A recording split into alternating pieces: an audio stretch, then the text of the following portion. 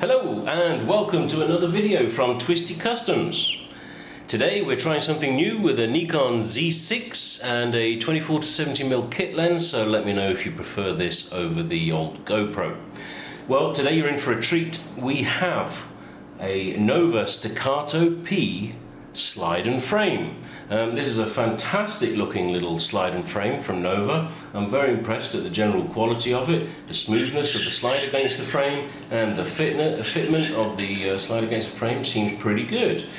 The trades look amazing. We've got Staccato P at the front of the frame, we've got a serial number and TX, and I guess a laser etched American flag, the stars and stripes there towards the rear. On the left side of the frame we have the 20*11 Staccato logo, and quite cheekily we have a little R in a circle there because 2011 is indeed a registered trademark. Cheeky of course because Nova has copied this slide. So very excited for this kit. In the bag we have the frame pins that came with the slide, and this little bag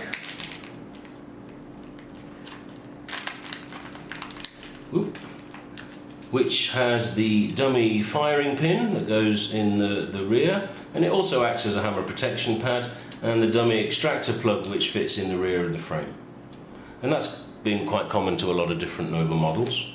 And then we have some sights. We have, unusually for a Nova kit, we have a fibre front sight. That's the front sight for you. And the rear sight, which does not have any trades on it, has a serrated texture on the rear, and it's the very square looking STI. So we'll look forward to installing those, although I will almost certainly upgrade the fibre optic.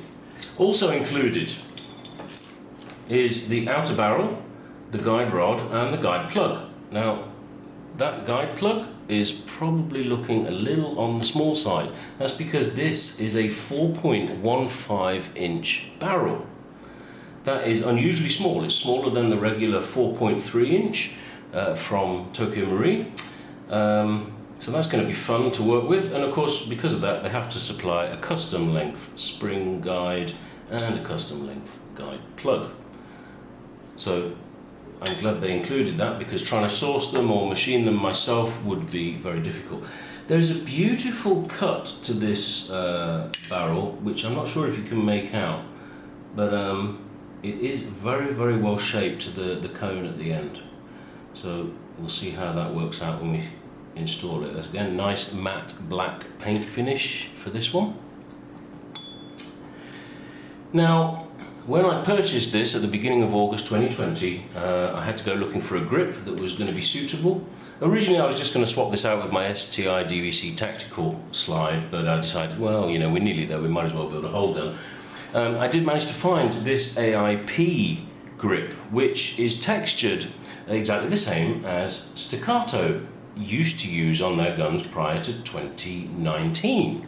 Now, it always takes the airsoft world a little bit of time to catch up with the real steel world, no surprise there, which is why we don't see many Staccato slides and frames yet. Staccato is the new name for a couple of years now for STI. Quite oddly, on the bottom of the frame we do have trades as well, and it does say STI International, Georgetown, Texas, USA. I do not know if that is the case on the real steel. If you know, let me know. I think it's very unlikely, because I think they can entirely rebrand it as Staccato. So I got the AIP, would you believe it, but late August 2020, Airsoft Masterpiece came to the rescue with the new style Staccato grip. The texture and logo on this grip is amazingly accurate to the to the Staccato grips of the real steel. It has the usual mouldings and beautifully sculpted shapes of an Airsoft Masterpiece grip, and you'll notice that due to the shaping on the right side of the grip, the mag well is also shaped, so a lot of our aftermarket mag catches won't fit into an Airsoft Masterpiece grip. like that. Unusually for people like AIP, but quite common for Airsoft Masterpiece, they have included an STI tactical magwell, and this still has the STI letters engraved on the underside of it. Again, I don't think that's faithful to the real steel, but you know, it's close enough. Same company, just a different name. And the cutouts for easily gripping your mags. And then the usual Airsoft Masterpiece bits and bobs, the screws, the ball that goes in the bottom of the mainspring housing, and what have you. Also, there's this grub screw. I love these in Airsoft Masterpiece kits.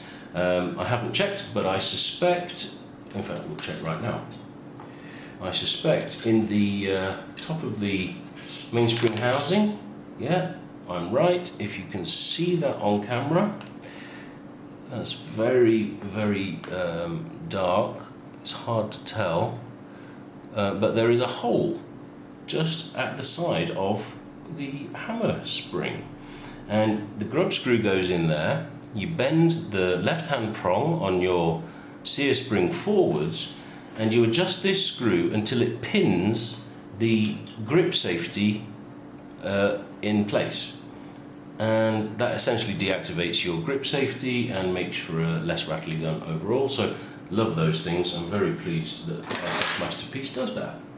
Let's take a very quick look at what is going inside this gun. For the lower, we have cow disconnector, cow firing pin knocker locker. We have a cow sear spring. I usually use Airsoft Masterpiece, so I'm interested to see how this works. A couple of valve knocker springs, they always go flying off. A couple of hammer springs in the form of a cow hammer power regulator kit. We have an STI DVC D-style hammer, which is very similar to the Staccato P hammer, closest match I could get. Then we have an Edge S2 trigger, which isn't a great trigger, but it's not very faithful in terms of reproducing the real steel, but that's life.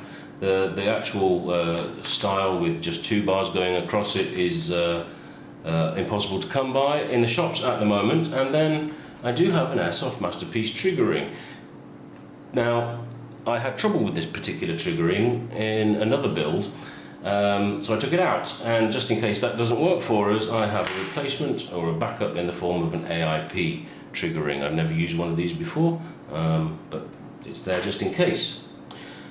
For the upper, we have all sorts of goodies going on here. We've got Airsoft Masterpiece thumb safeties. We've got an Edge Bullseye fibre optic sight, which clearly I'm not going to need because I didn't realise there was already a fibre optic sight, and I assumed that this one's going to fit better, or fit nicely, I would hope. We have Decepticon 70-degree bucking. I bought this for another build and ended up not using it, so I have a spare cow ultralight or cow dynamic blowback housing BBU. Let's see how that works out. Never used one before. Cow buffer kit. Not sure how many of those we'll need on such a short guide rod. Sadly, I couldn't find the correct style of grip safety. This is an SV type one, but it's not a bad match, certainly in terms of the profile.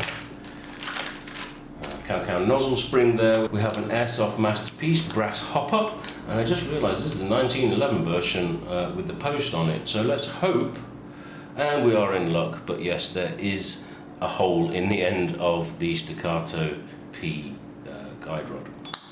Good news, it's all working out in theory so far. These just arrived in the mail a week or two ago. These are Snappy Boys from Waldo Customs. So we'll throw one of these in. This will be my second build with one of these springs. The last one was certainly snappy. Let's see how that works. Of course, I'm sure they're designed for a 5.1 inch barrel, so we will be chopping that down and seeing if we can get great performance out of it for a 4.15 inch barrel. I'll also be using WeTech plunger pins. And I love these because if you can see that, they come pre-sharpened. They have a point on them. And this is good news because it gives you a very positive lock on your thumb safety. The Airsoft Masterpiece ones with the Airsoft Masterpiece safeties tend to be very, very bouncy. They don't locate very well. So Airsoft Masterpiece, if you're listening, sort it out. In the meantime, these WeTech ones are great. As are the 9-ball, I believe. They're pointy as well. Normally, I'd be... this is a Garda enhanced nozzle, and normally I'd be using Tokyo Marui stock internals. These are currently available August 2020, and we know that Tokyo Marui doesn't have spare parts out there very often, so if you see them, buy them. That is it for the upper, lower and innards for this gun. I will put her together and I will come back and show you how she looks. Just doing a quick dry fit gives you an idea of what this very stubby gun will look like. I love it so far. You can see the difference as well in the titanium grey of the slide and the black of the grip.